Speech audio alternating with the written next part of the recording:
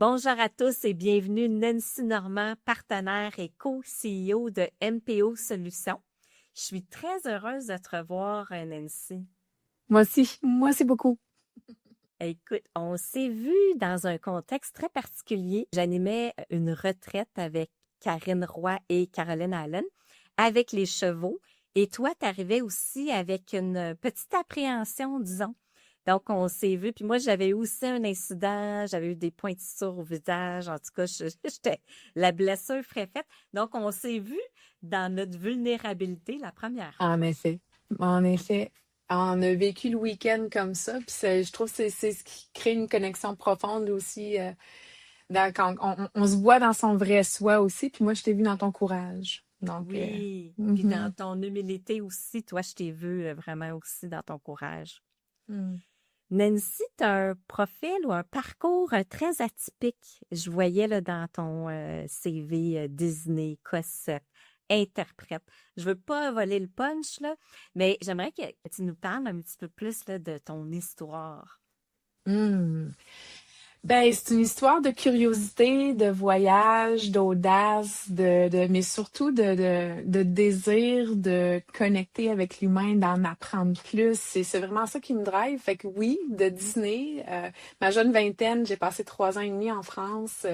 J'ai habité là-bas à différents endroits proches de Paris. Puis je travaillais à Disney, donc dans les boutiques, hein, mais je me suis fait un plaisir d'apprendre à dire merci pour les clients en 12 langues différentes qui se passaient parce que c'était en Europe, Disneyland, tu sais. Fait qu'on avait vraiment tous les pays qui venaient visiter, fait que j'ai tellement adoré ça. Mais de là aussi, avec le parcours, fait que j'ai travaillé pour Air Canada, j'étais agent de bord aussi. Ça reste peut-être un peu dans le même milieu, mais je me suis vraiment je dirais, plus centrée sur mon expertise en ressources humaines sans avoir nécessairement de certification, ce qui fait que c'est atypique aussi. Cette envie-là de pouvoir comme faire développer les gens, surtout au niveau de la formation, surtout en tant que partenaire d'affaires RH, où qu'on accompagne des gestionnaires. Fait que ça m'a amené à avoir un parcours, tu sais, qui était vraiment par rapport à l'humain aussi. Puis entre tout ça, là maintenant, je travaille bien sûr dans la psychométrie. Il y a plusieurs personnes qui vont connaître la solution MPO, puis qui est vraiment un inventaire de personnalité, qui est vraiment pour comprendre l'humain, amener une conscience de soi, puis l'humain dans les entreprises spécifiquement, qui crée les relations, les équipes, les gestionnaires pour mieux se comprendre, évoluer en tant que leader pour pouvoir aussi comprendre les gens dans leurs équipes. En fait, à travers tout ça, j'ai aussi, dans mes temps libres, je dirais, été interprète pendant 12 ans de conférencier. C'est ce que je faisais parce que c'est des choses qu'on fait sporadiques, c'est pas tout le temps, tout le temps. Donc, j'ai adoré ça, puis ce qui m'amène aussi à ce que j'ai développé comme qualité en tant qu'interprète, je l'utilise dans mon mode de gestion ou de leadership aujourd'hui. C'est devenu un réflexe, en fait, puis je pense, ce dont on va parler aujourd'hui, qui est la présence. Comment tu es devenue co-CEO de MPO? Hmm. Mais c'est une belle histoire, en fait, justement, dans le sens où cette fascination-là ou cette passion-là pour l'humain, puis pour moi, je suis coach. J'étais dans le coaching aussi au niveau des ressources humaines. J'avais cet aspect-là qui était plus coach et consultant. Mais j'avais envie d'offrir à mes clients un outil psychométrique. Dans tous ceux dont j'ai fait l'expérience, il y en a eu plusieurs, mais j'ai vraiment porté mon attention sur MPO. Puis, à la suite de ça, j'ai un des distributeurs avec qui on a discuté, puis en fait, on avait des affinités, puis on s'est dit, OK, parfait, pourquoi on travaille pas ensemble? Donc, j'étais 3 ans associée aussi dans cette distribution-là, jusqu'à ce que les cofondateurs de MPO prennent leur retraite, décident de changer le modèle d'affaires un peu, de rapatrier les distributions, les distributeurs, donc de devenir un éditeur-distributeur en même temps. Et puis, d'avoir ma collègue et moi qui avait identifié comme la relève, dans le fond, pour la suite des choses. Donc, c'est là où je suis aujourd'hui. Chanceuse que je suis. Oui, oui, oui. Puis ça paraît, tu sais, quand je t'ai connue, je vois tellement la gratitude. Puis ton écoute aussi, tu sais, tu parlais de présence, là. Tu sais, la spiritualité fait partie de ta vie. Quelle est ton arme secrète? Tu sais, en fait, ça va dépendre de comment on définit c'est quoi la spiritualité, parce que ça peut être différent puis avoir une connotation différente pour tout le monde. Pour moi, c'est la curiosité de comprendre l'humain, ça l'est déjà quelque part aussi, parce que l'humain est complexe, c'est un phénomène, on est un phénomène, ça, c'est plus grand que juste qui on est puis notre communication. Puis donc, pour moi, d'avoir, tu sais, une idée qu'il y a toujours plus grand que soi. Puis là-dedans, ben, dans sa vie, il y a comme une quête de sens aussi. Tout ça, amalgamé, ça définirait plus pour moi, qu'est-ce que c'est que la spiritualité. Puis c'est notre manière d'être aussi. C'est pas nécessairement quelque chose qu'on fait. C'est pas juste dans une pratique qu'on a, ou c'est dans notre manière d'être. Puis je pense que c'est à travers ça qui, pour moi, quand je parle de présence, euh, c'est là que ça se transmet peut-être le plus, tu sais. Dans les commentaires que j'ai aussi des gens avec qui que je côtoie puis que je travaille, ils vont le dire. J'ai aussi des commentaires négatifs par rapport à ça, hein, parce que ça peut être intimidant dans le sens de, tu sais, de se faire écouter, mais avec intensité, puis on regarde dans les yeux, puis on est juste 100% présent. Il y a des gens pour qui, tu sais, c'est intimidant, cet aspect-là. Mais pour moi, comme je disais, c'est devenu un réflexe, mais c'est surtout le réflexe. C'est comme si j'y pensais même pas. C'est pas nécessairement quelque chose que je vais faire de façon intentionnelle, mais c'est juste, ça fait partie de maintenant, tu sais. Puis en passant dans mon profil MPO, j'ai pas la tendance naturelle d'être à l'écoute à 100%. Euh, donc, ça a été vraiment une question de pratique. C'est là où l'interprétation pendant 12 ans m'a amenée, tu sais. Euh, Ceux qui connaissent un peu le métier d'interprète, on a besoin d'être en mode, comment je pourrais dire ça, un canal vide où on est un rien. Donc, ça veut dire que tu sais, toute notre identité est pas requise. Ça veut dire que notre ego non plus. Ça veut dire que nos pensées viennent entraver notre mission d'interpréter. C'est dans le chemin. Fait que l'idée, c'est d'enlever du chemin ce qui peut nous empêcher de juste être ou de créer l'espace. Puis en tant qu'interprète, c'est vraiment ça. Tu sais, si je me dis, oh merde, je connais pas ce mot-là, excusez, je viens de dire merde, mais oh merde, je connais pas ce mot-là, mais je suis déjà dans une pensée que j'ai manqué tout ce qui est en train de se passer. Fait que cette présence, ça prend une présence, puis c'est même pas de l'écoute. Tu sais, c'est même pas du focus, de la concentration ou de l'écoute. Les gens disent, ouais, il faut être concentré, mais à peine, tu sais, il faut juste enlever. Si je focus sur quelque chose, je suis pas en train d'être présent à ce qui se passe. Nancy, je trouve ça super intéressant ce que tu amènes. Tu sais, tu disais, c'est pas naturel chez toi. Puis je pense que ça peut réconforter beaucoup de gens parce que, tu sais, on peut dire, bon, moi, la présence, c'est pas fait pour moi. Ou, tu sais, il y en a qui vont faire de la méditation, puis après 8 secondes, ben, ils sont partis. Alors, comment on fait ça concrètement, tu sais? Puis là, tu parlais d'un espèce de canal, mais tu sais, quelqu'un qui a beaucoup d'idées, qui a beaucoup de suite aussi dans ses idées, c'est plus difficile. As-tu des trucs? Ben, des trucs, tu sais, encore là, ça va dépendre, c'est personnel à chacun, mais tu sais, une chose que je peux peut-être faire vivre aux gens qui écoutent en ce moment, c'est comme, je vais arrêter de parler pour 3 secondes.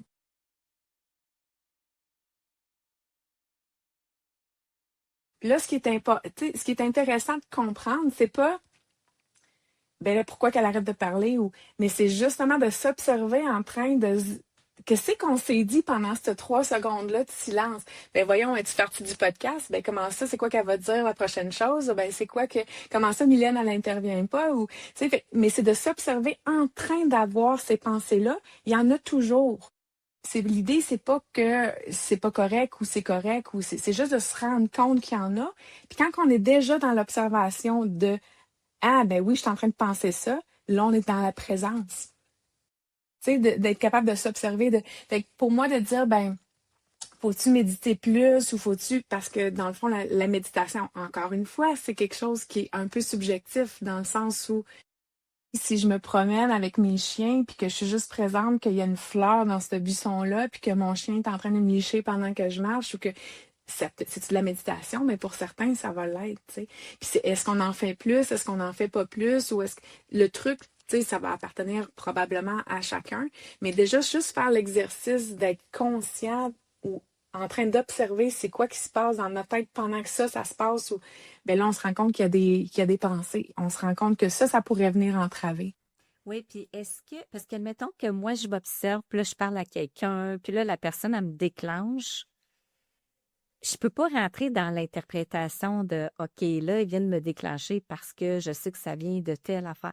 Dès que j'entre dans l'interprétation, je ne suis plus dans la présence. C'est comme plus de, j'imagine, de prendre le message, de le laisser aller ou de le tasser sur les côtés ou comment tu fais ça quand que... Ben, encore là, c'est chacun un peu sa méthode, mais moi, je vais te dire une situation qui s'est passée, que j'ai vraiment réagi comme ça. C'est arrivé dans une conversation hyper importante, justement, à un moment donné, avec des collègues, où je n'étais pas à mon 100%, je le savais, mais j'arrivais en connaissance de cause, puis il y a une personne avec qui il y avait vraiment des hautes frictions, puis à un moment donné, la personne dit quelque chose, tu sais. Puis c'est venu me chercher. C'est venu me chercher. Puis là, j'ai fait, ah, oups, attends un petit peu. Là, ça me déclenche, je viens d'être irritée. Attends-moi 2 secondes. Puis là, juste rentrant, ça m'irrite, OK, mais le but, c'est pas d'être irrité en ce moment parce que l'objectif de la conversation, c'est qu'il y ait une réconciliation, qu'on soit capable d'aller plus loin, plus grand, plus haut. Il y a un objectif, puis c'est pas à propos de moi. Fait que si je suis irritée, c'est pas à propos de ça la conversation. Fait que comment je reviens dans la conversation puis présente à ce que l'autre personne vit ou à c'est quoi le plus grand but de la conversation. Fait que tu sais, pour moi, tout ça, ça se passait dans, je l'ai juste nommé. Je l'ai dit à la personne, je dis, ah là, là, je suis déclenchée, attends-moi 2 secondes. Puis là, je me suis juste, Nancy, c'est pas à propos de ça. Fait que là, j'ai les coupe. Ça veut pas dire que j'arrête d'être irritée ou quoi que ce soit, mais juste de le nommer déjà, puis de moi me recentrer sur c'est quoi l'objectif de la conversation. Ça, j'étais plus irritée du tout, du tout. J'ai juste continué, puis c'était pas à propos de l'irritation ou qu'est-ce que je vivais. Ouais, C'était à propos de qu'est-ce qu'on essaie d'accomplir ensemble ici dans la conversation. c'est ça. Fait que tu mets toujours l'intention devant. Hum, Oui, puis je me ramène à ça quand que je m'observe, tu sais, parce que c'est ce que justement ce réflexe de présence-là me permet. Dans des conversations, être à l'écoute de l'autre, de ne pas avoir d'agenda. Tu le sais, tu as été aussi coach, tu sais, dans ce que tu fais aussi dans la polarité. Tu as besoin d'être présente. C'est pas à propos de toi, ton agenda, mais c'est la personne. Tu sais, qu'est-ce que la personne dégage, qu'est-ce qu'elle vit, en tant que coach, on le sait, c'est l'agenda. On n'en a pas d'agenda caché, nous, en tant que coach. Tu sais. On est là présent à ce que l'autre personne vit à chaque moment, puis on a une perception aiguisée. Je trouve que c'est ce que la présence va apporter aussi. C'est une perception qui est plus aiguisée parce que ça fait de la place à tout voir. Il y a de l'espace quand il y a de la présence. Tu sais. Oui. Puis Mm. pour revenir à ce que tu viens de dire par rapport à la polarité, oui, effectivement, tu sais, moi, je fais comme tu sais, je fais des soins de polarité et je dois avoir 3 axes de présence.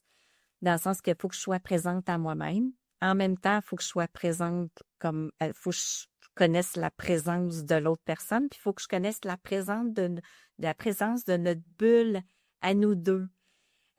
Puis la meilleure façon que j'ai trouvée, là, puis c'est un peu cocasse, puis probablement parce que j'ai passé ma jeunesse là, à faire ça, j'étais souvent dans la lune. Ma mère, elle m'appelait Pierrot la lune parce que, tu sais, j'étais souvent dans la lune. Puis je pense que c'est une fréquence que j'ai développée en moi qui fait que même en coaching, puis ça paraît pas nécessairement, quand je me dis, OK, quand que je vois que j'ai trop d'idées, là, je me mets en mode, je suis dans la lune, mais juste assez pour être éveillée, pas endormie évidemment, pour rester là, mais pour faire comme un genre de shutdown, tu sais, comme on met la switch à off sur les idées où c'est pas important, ou c'est pas important la prochaine question, ou c'est pas important, parce que tu sais, des fois en polarité ou ailleurs, tu sais, des fois, tu as un message qui vient, puis là, tu es toute contente, puis là, tu te dis, j'espère que ça fait du sens pour l'autre personne, mais là, c'est l'ego là, qui se met dans le chemin. Mais quand tu n'es pas là-dedans, tu sais, la présence puis l'écoute est vraiment à 100%, là. Oui, ben c'est ça, exactement. Tu sais, puis je pense que les gens, probablement qu'ils le vivent, mais sans nécessairement savoir, ah, ça, c'est un moment de présence, ou tu sais, si on ne l'a pas pratiqué ou on n'est pas habitué, mais ça se passe quand même. Tu sais, puis un exemple de ça, de ce que tu viens de dire, j'ai aimé quand tu as dit, tu sais, c'est pas à propos de la prochaine question, tu sais, mais un chanteur de jazz, mettons, ou une chanteuse de jazz, tu vas le voir souvent, tu sais, quand ils font du scat puis ils improvisent, mais c'est pas à propos de la prochaine note ou c'est que ça va être quoi, non, ils improvisent puis ils filent puis sont dans le flow, comme on appelle, ils filent puis ça sort merveilleux parce qu'ils sont juste présents toute cette musique, ces notes, mais ils sont pas en train de se dire, ah, la prochaine note, je vais faire ça de même, tu sais. Parce que là, ils sont plus dedans. Aussitôt qu'ils se pensent à quel je vais faire prochain, je suis plus dedans. On se déconnecte de ça. Fait que c'est réellement l'idée c'est ça la pratique. Oui, puis tu sais, puis là, ça me vient en tête, là, c'est comme la curiosité de qu'est-ce qui va se passer dans la prochaine seconde. Ça implique que tu dois dire, je ne connais pas qu'est-ce qui va se passer Puis c'est facile parce que, tu sais, en coaching ou même en ressources humaines, en consultation, on a de l'expérience, on fait des corrélations, puis souvent on a raison, on va dire, ben là, par exemple, la personne a de la difficulté à gérer son temps, ben ça doit être à cause de ça, parce qu'elle a ces traits de personnalité-là. Moi, j'appelle ça la matrice. Tu sais, quelqu'un arrive, puis une matrice de plein d'informations, puis on essaie d'être monsieur ou madame fixe-tout, puis c'est là qu'on perd l'aspect de présence. Fait que quand la matrice, ça se présente, là, moi, c'est vraiment un défi de dire, bon, tasse-la parce que c'est peut-être pas ça du tout que la personne va t'amener. Ça, c'est un exemple aussi de présence, de le pas savoir. En effet, puis on n'est pas tous confortables avec l'incertitude, justement, tu sais. Ça me fait penser à des personnes qui ont un certain profil MPO, ou puis là, je reste dans le profil MPO de personnalité, mais ça part tu sais, MPO part des besoins intrinsèques de la personne. Il y a des gens qui ont besoin d'être préparés. Il y a des gens qui ont besoin de savoir plus que d'autres, tu sais. Fait que pour eux, c'est pas que c'est impossible de devenir présent ou d'être juste avec l'incertitude, puis c'est juste que ça demande peut-être un peu plus d'effort parce que naturellement, on a besoin de savoir qu'est-ce qui s'en vient. Tu sais. Fait que fait que tout ça pour dire que ben c'est pas parce qu'on a une personnalité ou un autre qu'on peut pas y arriver. C'est simplement que c'est peut-être pas le même degré d'effort, puis c'est peut-être pas les mêmes pratiques, justement. Tu me demandais ben, comment on fait pour, mais chacun, ça va être sa façon à lui ou elle de choisir, tu sais. Ben moi, ça m'amène dans un certain niveau de présence, tu sais. Puis c'est vraiment, comme je dis, de la pratique, hein, parce que même si ça vient plus facile pour certains, c'est vraiment avec une pratique. Puis c'est à ce niveau-là que pour moi, comment je pourrais dire ça? Tu sais, il y a des choses que je vais faire intentionnelles, puis il y a des choses que ça vient toute seule. Tu sais, dans la conscience ou dans une conversation avec des employés, avec des partenaires, avec des associés, avec des collègues, des clients. Et donc, c'est vraiment de juste être là, ce vide, cet espace. Puis dans cet espace-là, il y a quelque chose qui émerge quand nous, on l'est. C'est intéressant, ça, ce bout-là, parce que je te dirais, je parlais avec un de nos partenaires, justement, hier, qui, pour lui, nous a dit, moi, je sais que je peux tout, il me parlait à moi, ma collègue, mon associé, il dit, je sais que je peux tout vous dire. Moi, j'ai pas de filtre avec vous autres, je peux être moi-même, c'est comme, je sais que j'ai la place pour ça, que je vais être accueillie.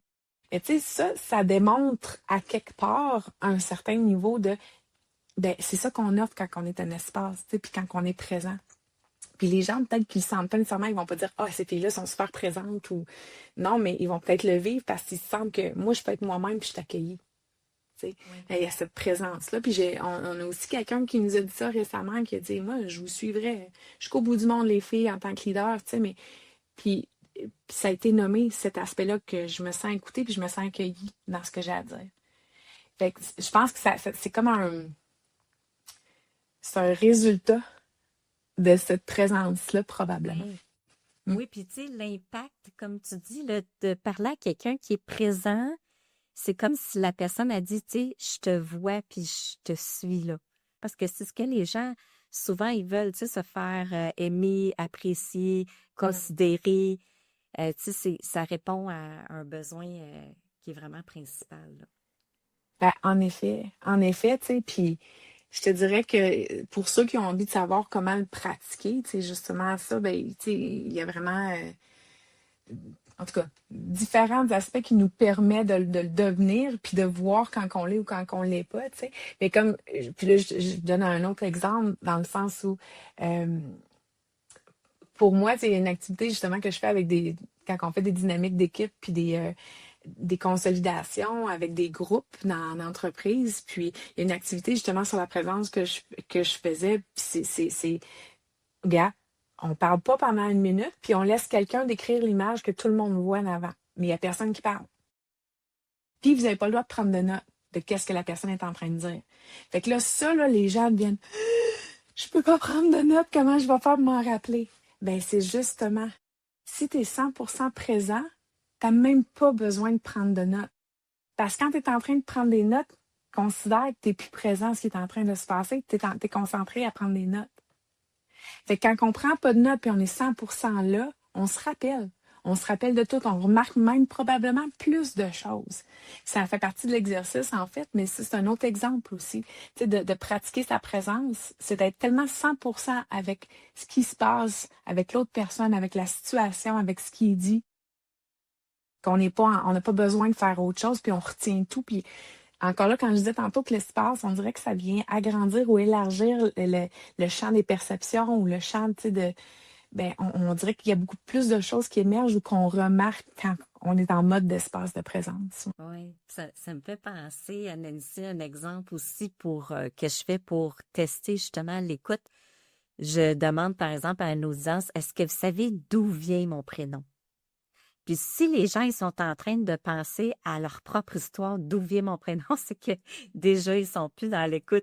Fait que c'est drôle parce que tu sais, c'est tout, ça nous rappelle, tu sais, c'est tout le temps le What's in it for me aussi là quand mais quand il faut que tu enlèves ça de qu'est-ce que moi je vais avoir ou gagner de cette conversation. Si tu mets ta propre histoire, tu n'es déjà plus dans l'écoute, tu sais. Effet. Puis c'est un réflexe naturel. En passant, c'est un phénomène humain complètement normal d'aller là. Tu sais, quand tu leur poses la question, c'est normal que ça se passe comme ça. Puis c'est que si on est capable en tant qu'humain d'observer que c'est ça qu'on vient de faire, ben là, on vient déjà d'avoir ce niveau de présence de c'est ça qui est en train de se passer. Regarde-moi en train de réagir à ça, ou garde-moi en train d'avoir une pensée par rapport à ça, mais quand on est capable de l'observer, on est dans la présence. Oui. J'ai envie d'aller à un endroit que je ne sais pas si ça te tente d'aller. Hey, let's go, bien sûr! Là, je viens de... là, les petites pensées s'en viennent.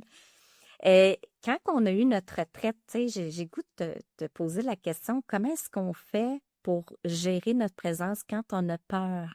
Tu sais, tu as eu une situation où tu as fait face à plusieurs chevaux qui rôdaient à côté de toi alors que tu étais vraiment phobique. Qu'est-ce que tu t'es dit? Parce que si tu n'avais pas été en présence, je pense que tu serais partie. Oui. Ah, complètement. Puis c'est pas, tu sais, les chevaux, c'est vraiment un animal que j'admire, que j'adore. Puis j'ai pas été exposée souvent à être en présence, tu sais, d'un un vrai cheval. Mais je trouve ça tellement magnifique. Puis j'avais une appréhension au début, mais pas peur nécessairement, jusqu'à ce qu'on arrive dans le cercle avec les chevaux, puis qu'il y en a deux qui se sont snappés. Oui. Et C'est le, chicanaient, là, tu sais, puis là, ils étaient comme les deux sur deux pattes, là, avec le c'est bruit ça. qui vient Ils se avec. sont snappés, Mhm. puis ça m'a ramené à j'ai un traumatisme avec des chiens qui se battent, qui se snappent, qui se battent. J'ai eu une blessure à un moment donné que j'étais dans un combat comme ça de chiens, c'était pas volontaire là, c'est il y en a un qui a décidé de snapper l'autre, puis j'étais pris entre les deux, puis fait que je suis restée avec un traumatisme que j'ai travaillé pour diminuer, mais déjà encore quand deux chiens qui se connaissent pas se rencontrent, je viens là, j'ai un moment de panique en dedans, je le sens, tu sais, dans le cœur, dans le plexus, puis ça va fort, ça va vite, là je viens avec la panique, puis c'est complètement irrationnel, puis c'est viscéral. Mais c'est ça que j'ai vécu. Fait qu'au début, j'avais l'appréhension avec les chevaux, mais après ça, ben, quand ça s'est produit, c'est comme là, c'est venu me pogner tout de suite. Tu sais, je sentais tout le picotement partout. Je sentais le cœur qui battait. Là, c'est là que j'ai. Fait que t'as raison. Là, j'ai eu peur. Là, j'ai eu peur. Puis l'exercice, c'était de s'asseoir au milieu, puis qu'il y avait les chevaux qui rôdaient autour, tu sais. Puis là, j'étais comme, oh my God, je sais pas, je vais être capable, tu sais. Puis là, ben là, si je suis focus sur ma peur, Ouais. ben là, j'allais sortir, en fait. J'étais sur le bord de sortir parce que vous me l'aviez offert, puis c'est parfait. J'ai tellement apprécié toute la bienveillance que vous aviez, tout le monde. Euh, Puis j'aurais pu, sauf que je me dis, ben je manque l'opportunité de vivre quelque chose d'extraordinaire potentiellement, puis peut-être d'atténuer cette peur-là ou de. Fait que j'ai choisi de rester. En choisissant de rester, mais ça fait que j'ai besoin d'enlever du chemin ce qui est là. Puis ce qui est là, c'était beaucoup la peur. Bon, c'était dur à enlever. Par contre, ce que j'ai fait à ce moment-là, c'est que je me suis juste mis à décrire ce que je vivais dans ma tête. Ah, là, je sens toutes mes cellules qui bougent, ça monte de mon ventre jusqu'à en haut dans ma poitrine. OK, là, je sens que le cheval arrive. OK, c'est beau. Là, je suis encore plus nerveuse, ça va plus vite, mon cœur bat vite. OK, je sens de la nervosité. C'est correct. Les filles sont là, ils s'en occupent. Le cheval viendra pas me toucher. C'est beau, je suis en sécurité. Mais je le sens que tu sais, là, ça vibre dans mon corps, ça vibre. Ah, là, ça vient d'arrêter de vibrer. Ça commence à relaxer. Je sens que là, je le vois que le cheval s'en va. Je commence à le sentir dans moi. J'étais juste à présente à décrire en dedans de moi ce qui se passait. C'est ce qui a fait que je suis restée. Ça te détendait, tu sais, sur le fait de nommer qu'est-ce qui est en train de se passer?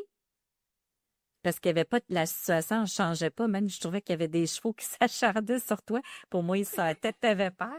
Mais juste le fait de nommer, ça pouvait te permettre de garder le contrôle. Oui, c'est la différence.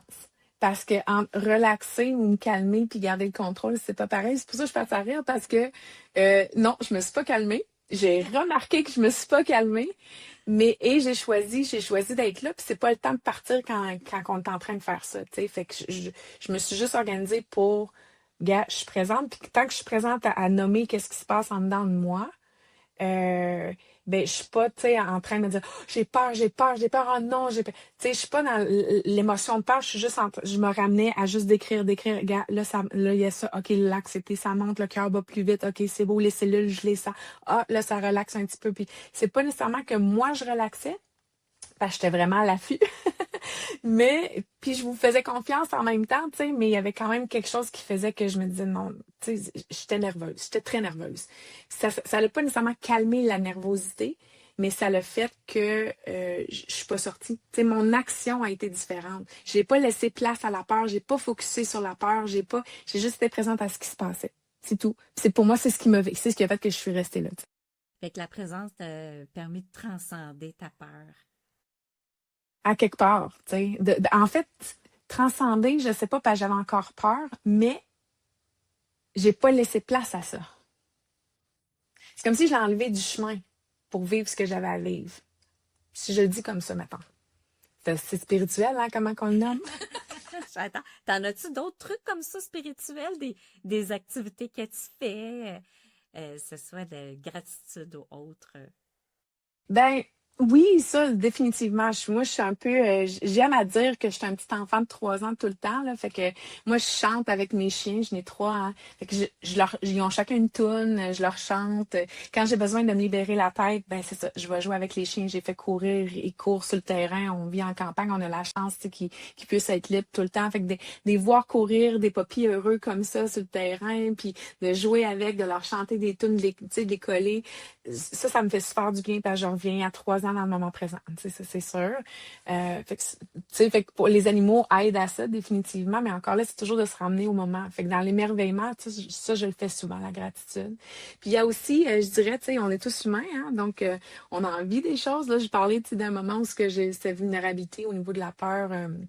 D'un traumatisme, mais il y a aussi des choses, tu sais, des fois des émotions de colère ou des affaires, on est outré ou on n'en revient pas ou on est, tu sais, donc c'est comme, fait que ça arrive des fois que pour moi c'est comme, ah ben, tu me niaises, tu sais, puis là je suis un peu outrée, puis, mais c'est ça, mais pour moi c'est comme, ben, surtout en affaires, tu sais, avec ma collègue, puis avec les employés, avec, tu sais, notre écosystème de gens, incroyable, mais je ne vais pas prendre une décision à partir du fait que je me suis sentie comme ça.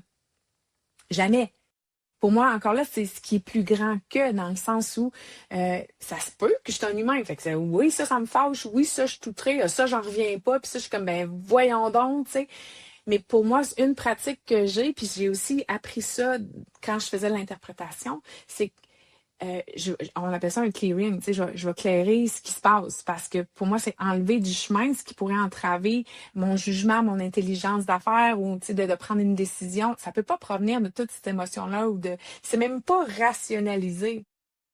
C'est même pas ça, c'est juste enlève du chemin qu'est-ce qui pourrait venir entraver la décision ou brimer le jugement Fait que c'est comme, ben oui, gars, écoute, hey, là, je suis fâchée. Puis ça, c'est une chose qu'on se dit avec ma collègue, tu sais, elle dit, ben, t'as cette capacité-là de savoir qu'est-ce que tu vis parce que tu t'observes, puis là, tu vas le dire, hey, là, je suis en colère, ou là, je suis très, très triste. Ça veut pas dire que je vais me mettre à pleurer parce que je suis très triste. Des fois, oui, mais je vais être capable de le dire, c'est ça que je suis en train de vivre, c'est juste, c'est clair, c'est parfait. Puis une fois que je l'ai nommé, c'est comme parfait. Maintenant, on se remet sur qu'est-ce qu'on a besoin. Parce que souvent, de le garder en dedans de soi, c'est ça qui va venir embrouiller parce qu'on ne l'exprime pas. Mais juste de le dire, de dire, OK, bon, c'est beau, là, j'ai ventilé, correct, on passe à d'autres choses. Maintenant, comment qu'on gère ça? Comment qu'on règle ça? Comment qu'on l'aborde? Ça, sous quelle angle? Tu sais, ça permet encore de revenir présent à c'est quoi l'objectif? C'est quoi le but? C'est quoi? Qu'est-ce l'intention qu'on essaie d'accomplir? Puis de juste se rattacher à ça, ça enlève, ben, ce qui est dans le chemin pourrait être l'ego des fois. Puis c'est l'ego ou les émotions, c'est ça qu'on veut pas nécessairement qu'ils viennent entraver, justement, tu sais. Fait que c'est une pratique que j'utilise ça tous les jours. Oui, puis Puis pas juste en business en passant. ah oui, oui, c'est ça, effectivement. Puis j'aime beaucoup, tu sais, l'aspect de, tu sais, quand tu dis que tu as une émotion et tout, tu la nommes. Tu sais, combien de fois ça arrive qu'il y a une émotion, mais qui nous habite, mais ça reste là. Puis quand je la nomme, ben je dis pas capable, mais au moins je peux comprendre pourquoi. Tu sais, un problème bien identifié est à moitié résolu, comme on dit, là. Ouais, Juste en y ouais. nommant, ben ça permet de voir que finalement, tu sais, c'est nous le maître de notre propre personne. Puis tu sais, si la personne qui nous a déclenché, c'est pas l'autre personne, le problème, c'est nous. C'est nous qui n'avons pas Mm. réglé quelque Mm. chose, c'est nous qui prenons quelque chose de personnel ou qui que c'est pas nécessairement, c'est sûr que s'il y a quelqu'un qui nous vise directement, c'est autre chose, mais c'est dans la capacité de résilience. Nancy, tu nous as parlé un peu de ta pratique spirituelle. Est-ce que tu connais d'autres personnes qui ont des pratiques originales ou qui t'inspirent? Ben, dans les pratiques, je te dirais qu'une qui me rejoint beaucoup, ça va être Rémi Tremblay dans de la Maison des leaders avec le d'être des meilleurs humains pour être des meilleurs leaders, justement. Puis dans le ralentissement, j'ai vécu justement une retraite avec Rémi, une retraite des leaders. On était 50 environ, puis il faisait partie des gens qui animaient. Puis dans son atelier, c'était beaucoup ça le ralentir. Puis il est arrivé justement avec rien. Mais il dit, là, on fait rien. C'est comme ça qu'ils nous ont présenté l'atelier, justement. Puis juste là, c'est comme, ça me parlait beaucoup parce que pour moi, de être rien ou faire rien pour juste laisser émerger, ça a tellement laissé émerger beaucoup. Puis là, ça m'a touchée parce que je me dis, oui, moi aussi, tu sais, c'est comme, fait qu'il n'y a pas nécessairement la même pratique que moi, mais il y a, tu sais, dans la philosophie je pense que de pouvoir ralentir, là aussi, on devient présent dans ce qui est en train de se passer en ce moment, tu sais. C'est vrai qu'on va vite, c'est vrai que, fait que j'adore sa philosophie, j'adore ses pratiques, donc c'est vraiment une grande inspiration pour moi, puis c'est un homme merveilleux avec qui jaser.